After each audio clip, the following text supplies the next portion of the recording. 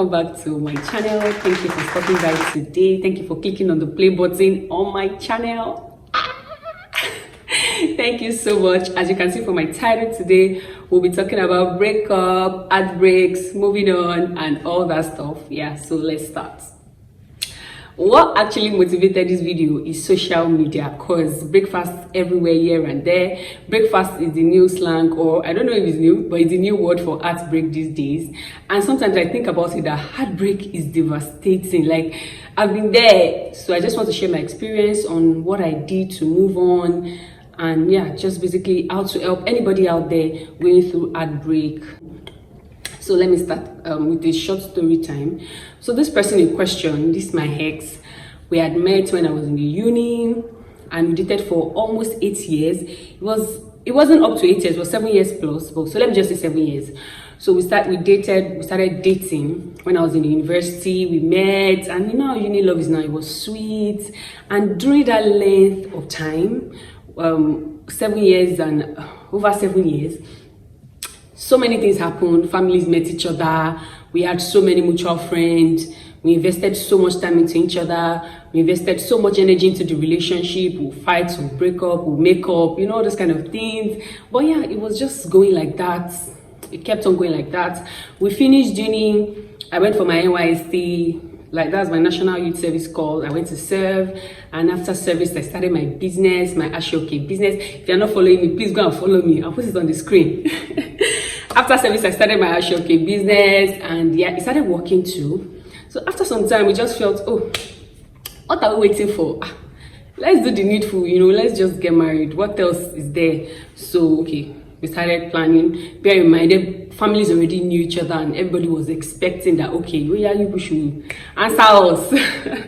And we started thinking of the introduction, but that was when this thing happened.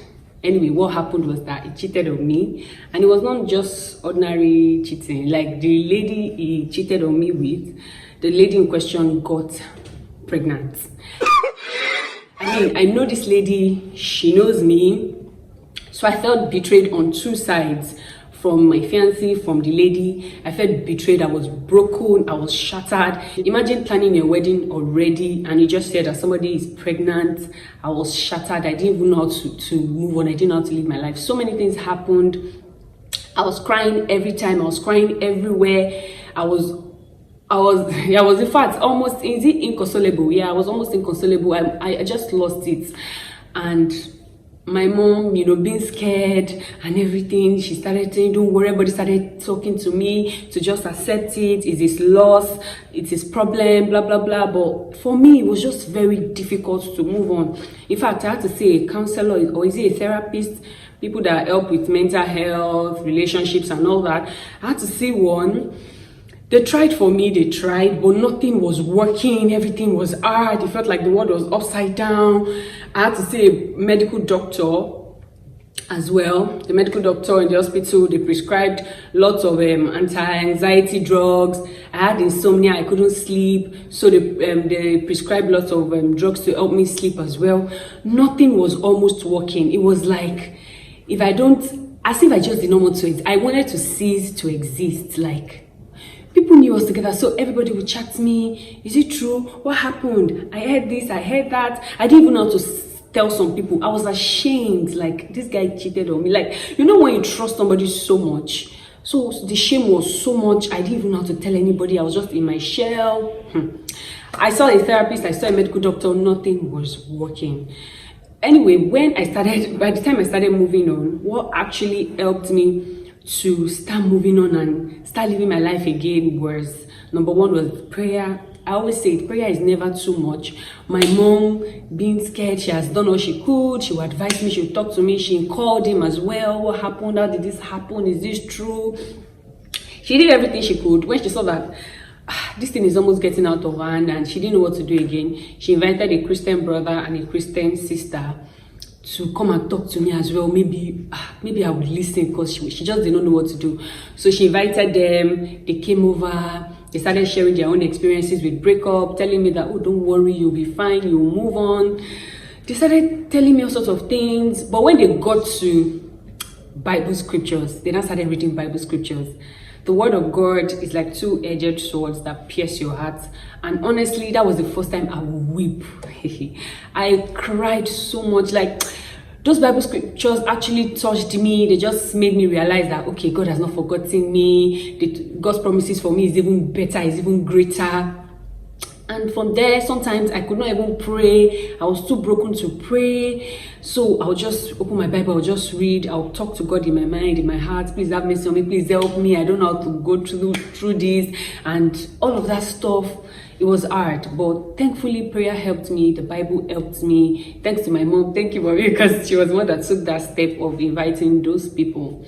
So after prayer and all that, my loved ones, they also surrounded me. I had so many loved ones around me. So many people came through for me. They rallied around me. They would tell me, don't worry, everything will be fine. You know, somebody would just tag me in one picture where they saw him with the lady. You know, you that are trying to live your life, and somebody is just tagging you in one picture, chatting you up, what happened there, what happened there. But thankfully, my loved ones, they rallied around me, they helped me, they always try to tell me, you'll be fine, nothing is going to go wrong, you know, and all that stuff. Yeah, so don't joke with your loved ones, even though it's one friend, even if it's one friend, just one friend that you can confide in that you have.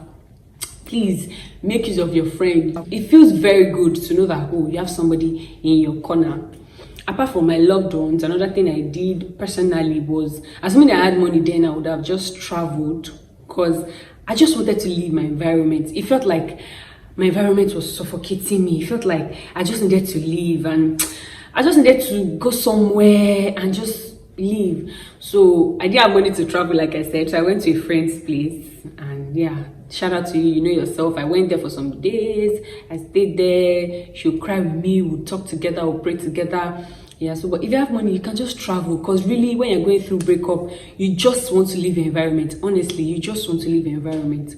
So apart from traveling and all those things, another thing I did was put aside so many things that reminded me of this guy. Like, I had to put aside so many things. We dated for, like, it was a long-term relationship, so we had so many things, like maybe something he got for me, something, you know, even minor things that I did not think of when we were together. Immediately I see them, I'll just remember, and I just had to keep those things aside.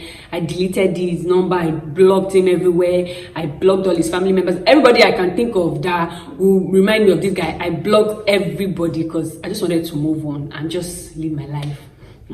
Another thing was, after I started doing all these things and things were starting to get better for me, I started getting to that place of, you know, forgiving him. I just started letting go.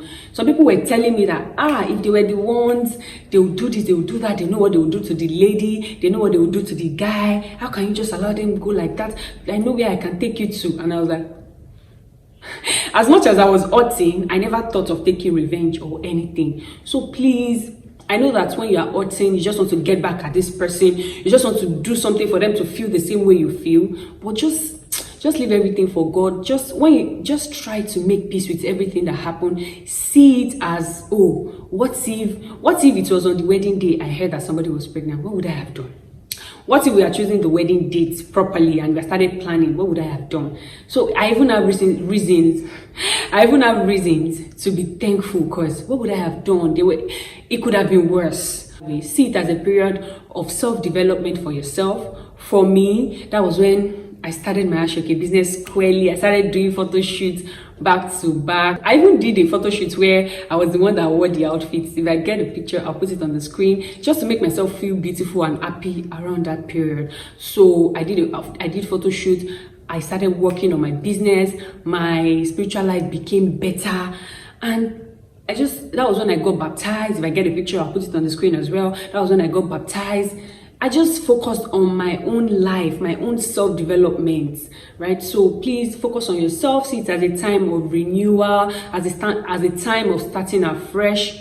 If you wanted to write a book, do it that period. If you wanted to go to the gym and lose weight, do it at that time. It just helps to move on, right? And look at me today. I'm so thankful, because so many things were wrong in that relationship, but I was just forging ahead, because it's been so long. How will I move on? Where will I start from? How will I see somebody else? You will start from somewhere. you'll meet somebody else. There is always light at the end of the tunnel. That person that seems like the most important person in your life today will become a stranger tomorrow. You will start afresh. You will meet somebody even better. By the time I met my husband, I developed myself. I was more matured. I was ready. I had seen things. I had experienced things. So I knew a better way to handle my new relationship. I knew the things I did not want. I knew the things I wanted. So it will help you, honestly. And just bear it in mind that, oh, okay, a better one is coming. Like, a better one is coming. And you'll be thankful for it at the end of the day. So yes, those are some of the things I did. Moving on. So yeah, that was my experience with breakup. It was bad. It was bad. It was bad. If they told me then that I'll be somewhere like this today, it was like the world was dark, as if I was the only person in the world. But look at me today. I haven't forgotten.